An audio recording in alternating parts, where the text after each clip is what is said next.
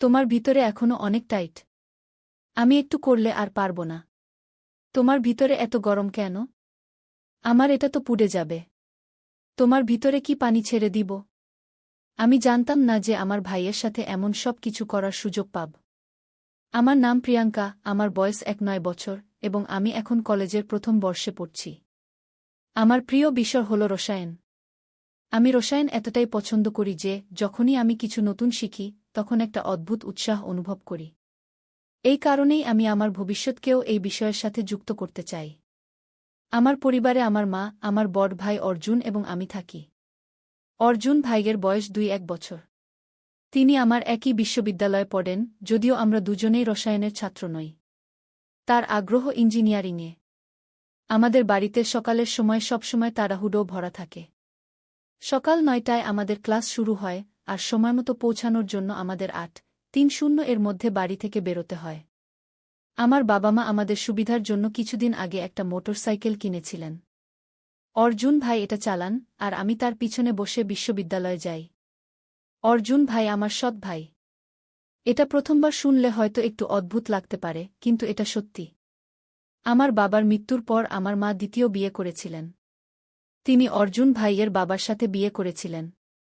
এই বিয়ের পর আমাদের পরিবারে অনেক কিছু বদলে গেছে, কিন্তু আমি কখনোই অনুভব করিনি যে আমি অর্জুন ভাইয়ের সৎ বোন। বন্ধুরা, আমি জানতাম না যে আমার সৎ ভাইয়ের সাথে এমন সব কিছু করার সুযোগ পাব। সকাল 8টায় মা-বাবা অফিসের জন্য বেরিয়ে যান। তারা চলে গেলে বাড়িতে শুধু আমি আর অর্জুন ভাই থাকি। আমাদের সম্পর্ক একটা অনন্য ধরনের। যদিও তিনি আমার সৎ ভাই, তিনি আমাকে কখনো তা অনুভব করতে দেননি। আমরা দুজন একই বিশ্ববিদ্যালয়ে পড়ি, আর এটাই আমাদের দৈনন্দিন জীবনকে আরও বিশেষ করে তোলে। আমাদের বাড়িতে একটাই কমন বাথরুম আছে, তাই সকালের সময়টাকে একটু সংগঠিত রাখতে হয়। সাধারণত আমি আগে স্নান করি আর প্রস্তুত হই, কারণ মেয়েদের প্রস্তুত হতে একটু বেশি সময় লাগতে পারে। আমি প্রস্তুত হয়ে গেলে অর্জুন ভাই বাথরুমে যান। প্রতিদিন সকালে এই ক্রম বিনা বাধায় চলে। প্রস্তুত হয়ে আমরা দুজন একসঙ্গে বিশ্ববিদ্যালয়ে যাই। যেহেতু মা-বাবা অফিসে চলে যান, তাই বাড়িতে তালা লাগানোর দায়িত্ব আমাদের। বাড়ির মূল গেটের চাবি আমাদের দুজনের কাছে থাকে। আমাদের বিশ্ববিদ্যালয়ের যাত্রা প্রতিদিন নতুন আশা আর স্বপ্নে ভরা থাকে। ক্লাস সকাল 9টায় শুরু হয় এবং দুপুর 2:30 শেষ হয়। সারাদিনের পড়াশোনার পর যখন আমরা বাড়ি ফিরি তখন বিকেল 3টে বাজে। বাড়ি পৌঁছে তালা খুলেই আমরা দুজন নিজ নিজ কাজে লেগে যাই। অর্জুন ভাই কখনো বইয়ে ডুবে যান, আর আমি রসায়নের নোট লিখতে শুরু করি। বিকেল 5টার দিকে বাবা মা বাড়ি ফিরে আসেন। আমরা সবাই একসঙ্গে বসে চা খাই আর দিনের অভিজ্ঞতা ভাগ করে নিই। আমার জীবন এভাবেই শান্ত ও সংগঠিতভাবে চলছিল। কিন্তু একটা ঘটনা আমার জীবনকে পুরোপুরি বদলে দিল। এখন এটাকে দুর্ঘটনা বলুন বা ইচ্ছাকৃত, সেই সকালটাও সাধারণ মনে হচ্ছিল। আমাদের পরিবার, বাবা, মা, ভাই অর্জুন এবং আমি সবসময়ের মতো একসঙ্গে বসে নাস্তা করছিলাম। এই সময়টা আমার জন্য বিশেষ, কারণ ব্যস্ত দিনের শুরুটা পরিবারের সাথে একসঙ্গে করার আনন্দই আলাদা। বাবা মা তাদের সরকারি চাকরির জন্য প্রস্তুত হচ্ছিলেন। সকাল 8টায় তাদের অফিস শুরু হয়, তাই নাস্তার পর তারা তাড়াতাড়ি বাড়ি থেকে বেরিয়ে যান। তারা চলে গেলে বাড়িতে শুধু আমি আর অর্জুন ভাই থাকি। আমাদের দৈনন্দিন রুটিনও সংগঠিত ছিল। আমাকে প্রস্তুত হয়ে বিশ্ববিদ্যালয়ে যেতে হতো, আর ভাইকেও। যেমনটা প্রতিদিন হয়, আমি আগে স্নান করতে বাথরুমে গেলাম। বাথরুমে ঢুকেই আমি দরজা ভেতর থেকে বন্ধ করে দিলাম। এই অভ্যাস আমাকে নিরাপত্তা আর আরাম দেয়। সেদিনও সবকিছু স্বাভাবিক ছিল। আমি আমার কাপড় খুলে পাশে রাখলাম আর শাওয়ার চালু করলাম। জলের ঠান্ডা ফোঁটা যখন শরীরে পড়ল, তখন মনে হলো যেন সব টেনশন ধুয়ে গেল। কিন্তু তখনই আমি বাথরুমের দরজার নিচে একটা ছায়া দেখলাম। ছায়াটা দেখে আমার মন একটু বিচলিত হল। আমি ভাবলাম, হয়তো এটা আমার ভ্রম। মাঝে মধ্যে আলোর কারণে এমন মনে হয়, আর আমি নিজেকে বোঝাই যে এমন কিছু নেই। কিন্তু এবার ছায়াটা স্থির ছিল না। মনে হলো যেন কেউ দরজার বাইরে দাঁড়িয়ে আছে আর নড়ছে। আমার হৃদস্পন্দন তীব্র হয়ে গেল। আমি নিজেকে শান্ত রাখার চেষ্টা করলাম। হয়তো এটা আমার ভ্রম। আমি নিজেকে এই বলে সান্ত্বনা দিলাম আর শাওয়ার চালিয়ে রাখলাম। মুখে সাবান লাগানোর সময় আমার চোখ আবার দরজার দিকে গেল, আর এবার আমি দেখলাম যে ছায়াটা সত্যিই নড়ছে। আমার ভেতরে ভয় আর রাগের এক অদ্ভুত মিশ্রণ জন্ম নিল। কেউ কি আমাকে দেখছে? কিন্তু বাড়িতে তো শুধু আমি আর অর্জুন ভাই আছি। এটা কি সম্ভব যে তিনি আমার সাথে এমন কিছু করছেন? এই ভাবনা আমাকে ভেতর থেকে কাঁপিয়ে দিল। আমি নিজেকে শান্ত করার চেষ্টা করলাম, ভেবে যে এটা হয়তো আলোর কারণে হচ্ছে। কিন্তু এই চিন্তা আমার মনকে পুরোপুরি সন্তুষ্ট করতে পারল না। আমি তাড়াতাড়ি স্নান শেষ করলাম আর বাইরে বেরিয়ে এলাম। বাইরে এসে আমি কাপড় পরে নিলাম, আর যেই আমার ওড়না তুললাম, দেখলাম দরজার নিচে ছায়াটা আবার নড়ল। এবার আমার সন্দেহ আরও গভীর হল। আমি সোজা আমার ঘরে গেলাম। আমার মন দ্বিধায় ছিল। এটা কি সব আমার ভ্রম ছিল, নাকি সত্যিই কেউ ছিল যে আমার গোপনীয়তার লঙ্ঘন করছিল? আমি অর্জুন ভাইদের সম্পর্কে এমন কখনো ভাবিনি। তিনি আমার কাছে সবসময় একজন বড় ভাইয়ের মতো ছিলেন, যিনি আমাকে নিরাপত্তা আর সাহায্য দিয়েছেন। কিন্তু সেই ছায়াটা আমার মনে সন্দেহের বীজ বপন করেছিল। এদিকে ভাই কিছুক্ষণ পর প্রস্তুত হয়ে আমাকে বিশ্ববিদ্যালয়ে নিয়ে যাওয়ার জন্য ডাকলেন। আমি আর আমার ভাই বাড়ির দরজা বন্ধ করে বিশ্ববিদ্যালয়ের জন্য বেরিয়ে গেলাম। সাধারণত প্রতিদিন আমি মোটরসাইকেলে আমার ভাইয়ের পিছনে বসি আর আমার ব্যাগটা তার আর আমার মাঝে রাখি।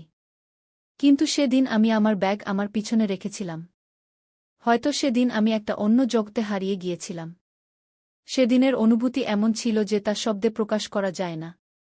পরের দিন সকাল থেকে আমি ভাবতে লাগলাম, কিভাবে নিশ্চিত হব যে আমার ভাই আমাকে বাথরুমের দরজা থেকে স্নান করতে দেখেছেন কিনা। অনেক ভেবে আমার একটা আইডিয়া এলো।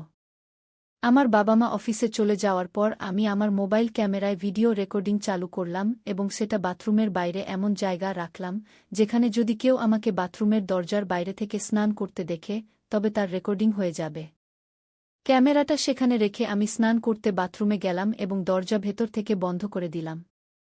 দরজার দিকে তাকাতেই আমি আবার একটা ছায়া দেখলাম। ছায়াটা দেখেই আমি বুঝলাম যে যেই হোক, সে ক্যামেরায় ধরা পড়েছে। এটা ভাবতে ভাবতে আমি স্নান করছিলাম। স্নান শেষ করে যখন বাথরুম থেকে বেরিয়ে এলাম এবং আমার মোবাইল ফোনটা নিয়ে আমার ঘরে গেলাম, আমি ভিডিওটা চালু করলাম।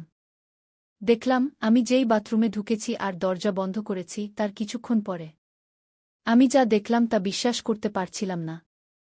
আমি ভাবছিলাম, এটা কিভাবে সম্ভব? এরপর আমি আর আমার ভাই বিশ্ববিদ্যালয়ের জন্য বেরিয়ে পড়লাম। আমি মোটরসাইকেলের পিছনে বসে আমার ভাইকে জড়িয়ে ধরলাম এবং ভাবতে লাগলাম, কিভাবে ভাইকে আমার ভিডিওটা দেখাব। তখন ভাই বললেন, বাইক পড়ে যাবে কি? তুমি আমাকে এত জোরে ধরে রেখেছ কেন? আমি বললাম, জানি না কেন ভাই, আজ আমার কেমন যেন ভয় লাগছে।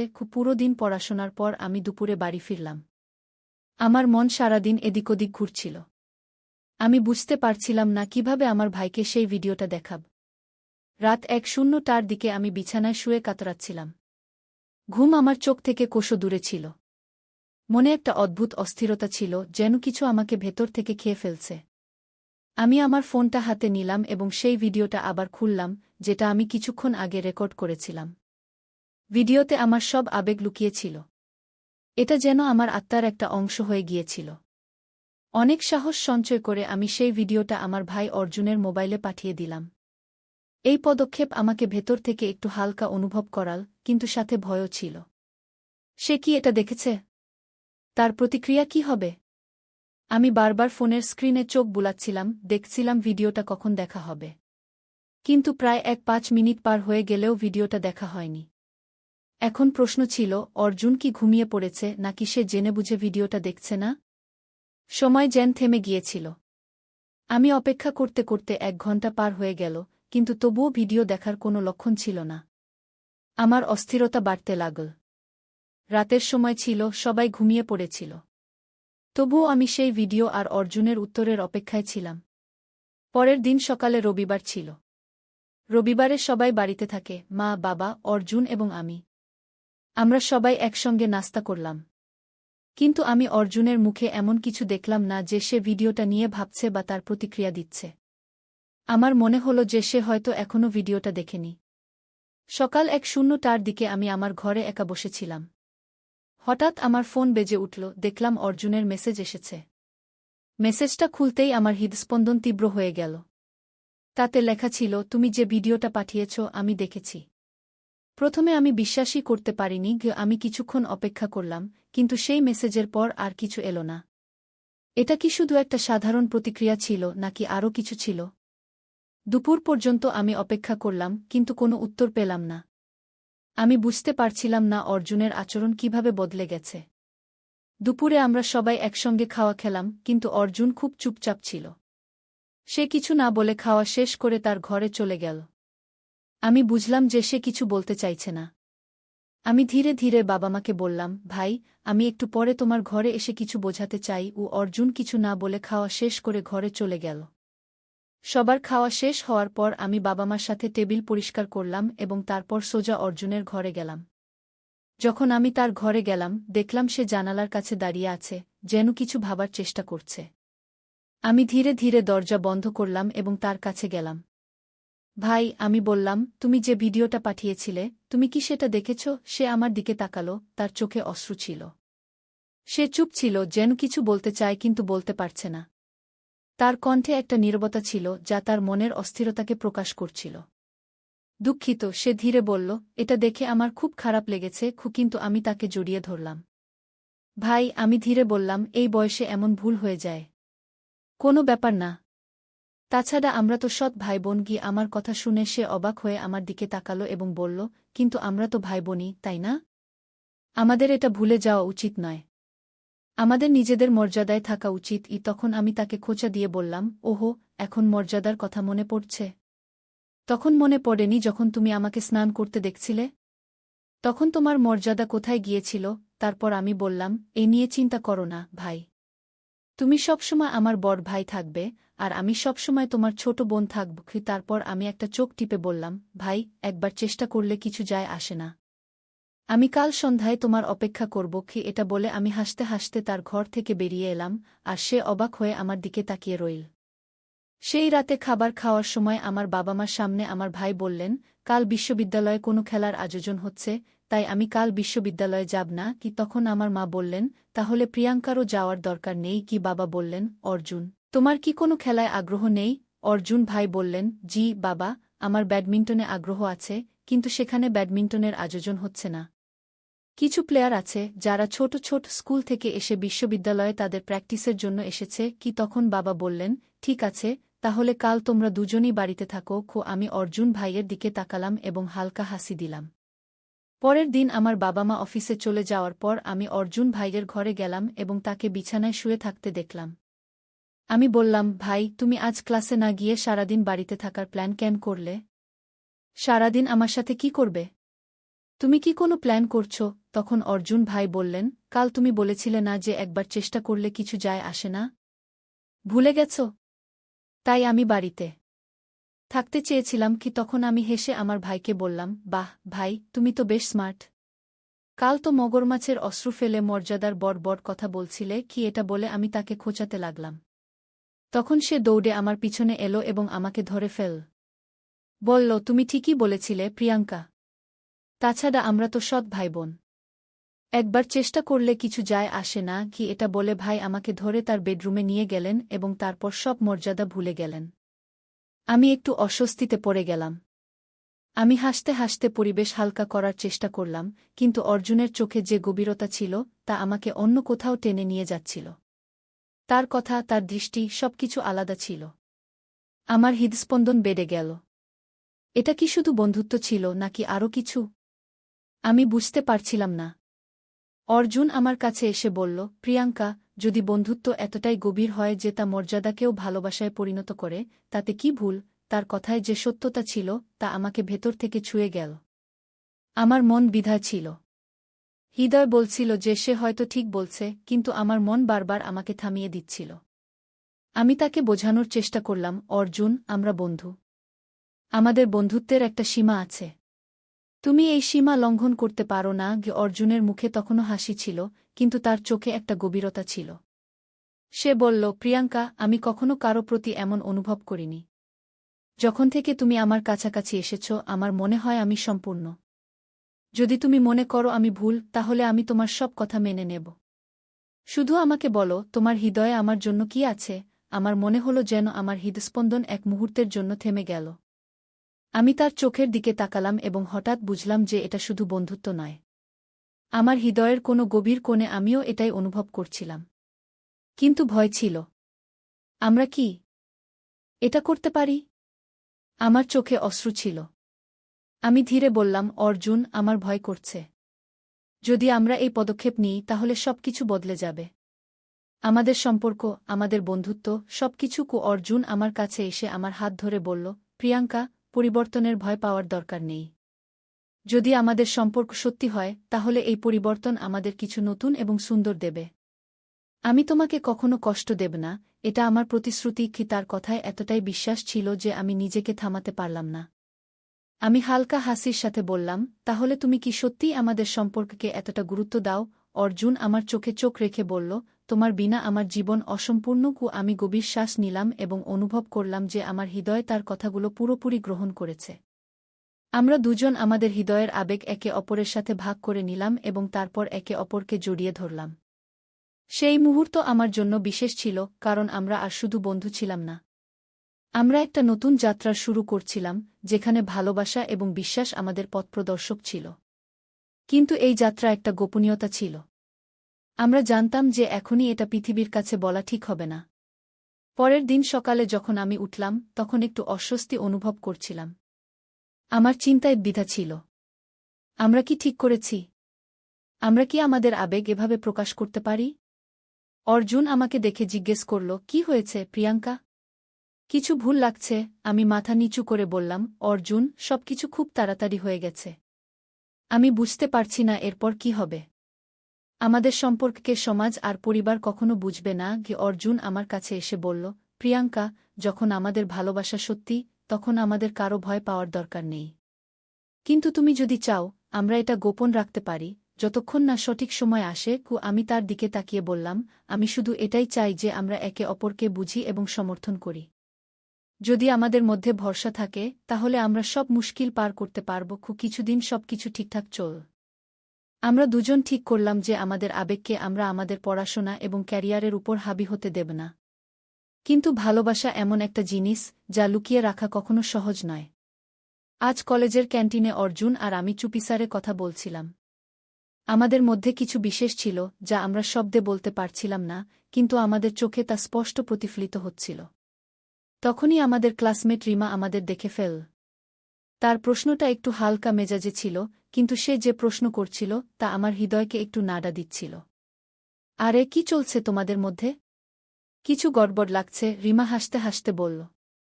আমরা দুজন হকচকিয়ে গেলাম এবং কোনো সঠিক উত্তর না দিয়ে শুধু বললাম, আরে কিছু না, শুধু এমনিই কথা বলছিলাম। আমার মনে হচ্ছিল রিমার কিছু সন্দেহ হয়েছে, কিন্তু আমি কিছু বলতে পারলাম না। তার মনোযোগ এখন আমাদের কথার উপর ছিল। আমি বুঝতে পারছিলাম না এখন কি করা উচিত। সন্ধ্যায় যখন আমি একা বাড়িতে ছিলাম তখন হঠাৎ অর্জুনের ফোন এলো।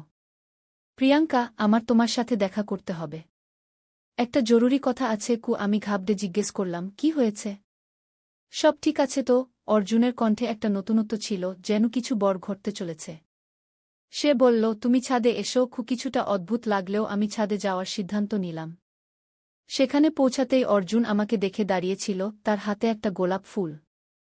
আমি ঘাবড়ে তার দিকে তাকালাম। সে আমাকে দেখেই বলল, প্রিয়াঙ্কা, আমি তোমার বিনা এক মুহূর্ত ভাবতে পারি না। পৃথিবীর থেকে লুকিয়ে রাখব, কিন্তু এখন আমার মনে হয় এটা আর লুকিয়ে রাখার দরকার নেই। আমি সবার সামনে বলতে চাই যে আমি তোমাকে ভালোবাসি। আমি চুপ হয়ে গেলাম। সে কি সত্যি এটা বলছে? আমার হৃদয়ে একটা ঝড় উঠল।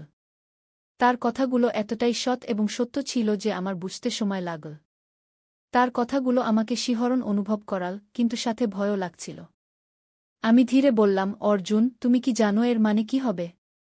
পরিবার, বন্ধু, সমাজ, সবাই আমাদের প্রশ্নের মুখে ফেলবে। সে আমাকে গভীর দৃষ্টিতে দেখে বলল, আমার কিছু যায় আসে না, প্রিয়াঙ্কা। আমার শুধু তোমার সঙ্গ চাই। তুমি আমার সাথে থাকলে আমি সব চ্যালেঞ্জ মোকাবেলা করতে পারি। তার চোখে ভালোবাসা এবং বিশ্বাসের গভীরতা ছিল, যা আমি অনুভব করছিলাম। আমার ভেতরের ভয় কিছুক্ষণের জন্য কমে গেল।